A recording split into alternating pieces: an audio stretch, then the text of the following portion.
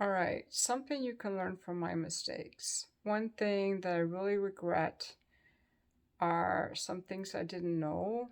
And if you read my book, The Fuck List, which I'll link in the description, you can get on Amazon, I write in there, it's a memoir about my life. I also write in there about my Vicodin addiction. I started taking the Vicodin when I was unhappy in my life. Guys, it's mostly unhappy in my marriage, as a way to deal with it. And what I didn't know, and this is why I'm making this video, to me it was just like, oh, mommy's still a helper. Oh, this makes me feel good. And I wasn't drinking any alcohol. I didn't take anything stronger, so that's good. But the Vicodin was a coping mechanism, and it had a lot of downsides. Even just taking the Vicodin had a lot of downsides in my life because it kept me from dealing with the reason I was taking them in the first place. That's what I want to say. The same if you drink a lot. I'll have a glass of wine with dinner. I didn't have one tonight. It's already 8 o'clock because I had dinner with my mom. I'm traveling right now. I'm in a small town in Iowa. Had dinner with my mom.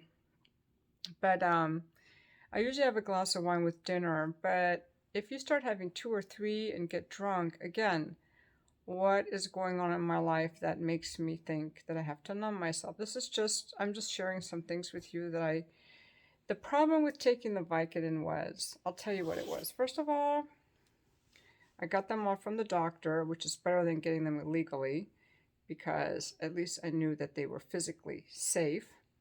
But I spent a lot of money doctor shopping. I became physically dependent on them. So even when I wanted to stop, I couldn't because I would feel really icky. And it kept me from facing and understanding. I didn't understand that I was using them to escape something that I was unhappy with. I thought they were just, mommy's still a helper, and I'm so lucky to have these Vicodin.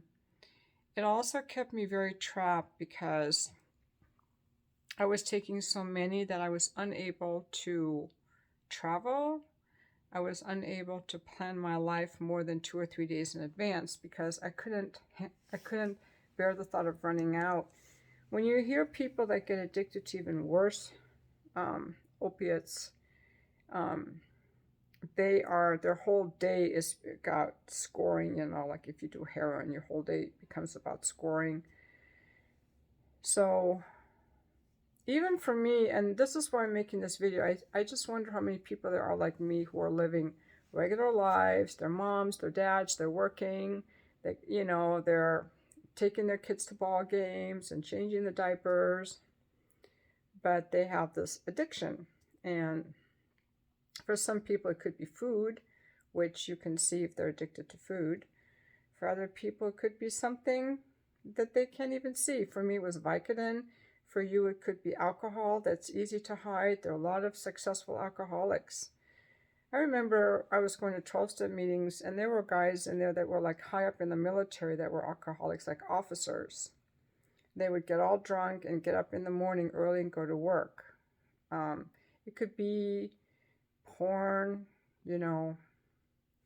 But for me, it was Vicodin. So the downside was, and I'm thinking about this because I remember being here in this town years ago when I was still addicted to Vicodin, and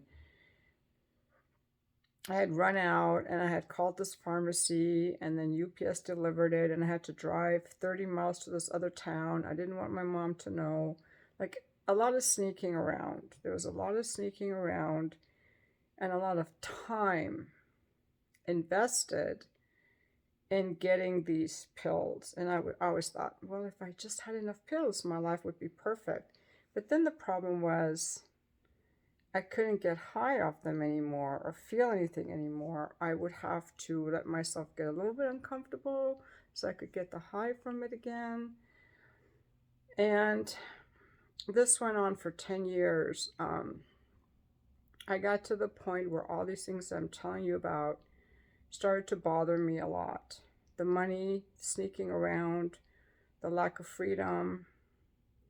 And my kids were getting older, and I wasn't able, you know, I didn't want to go on college tours with my kids because I didn't want to be away from my pills.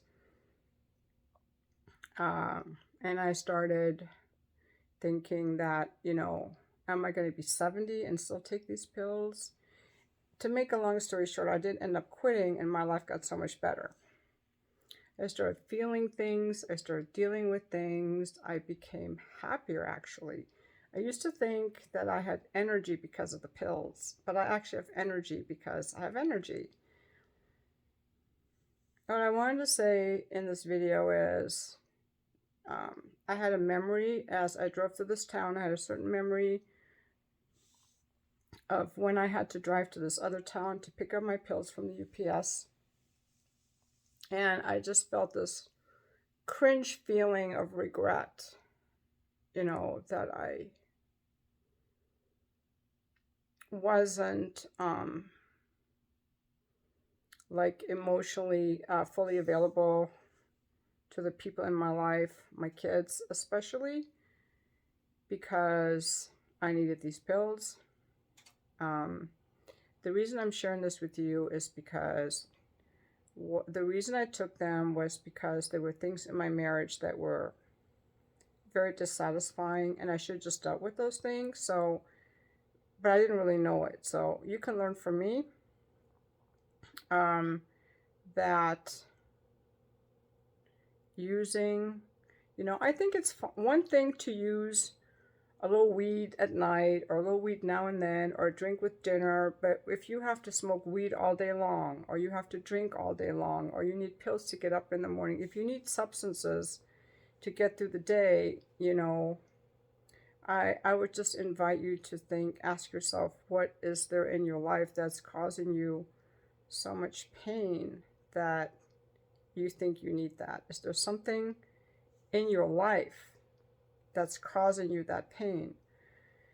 For people who have like really strong addiction issues, it's usually some childhood neglect and trauma that they've used since they were, younger to cope with their whole life. But in my case, it started in my 30s, like a coping mechanism. And also just an invitation that if you're unhappy in your relationship, we know a lot more now about, you know, boundaries and what we're okay with and how we can have productive relationships and friendships, and that we're able to say no to certain friendships, that we don't have to be married if we're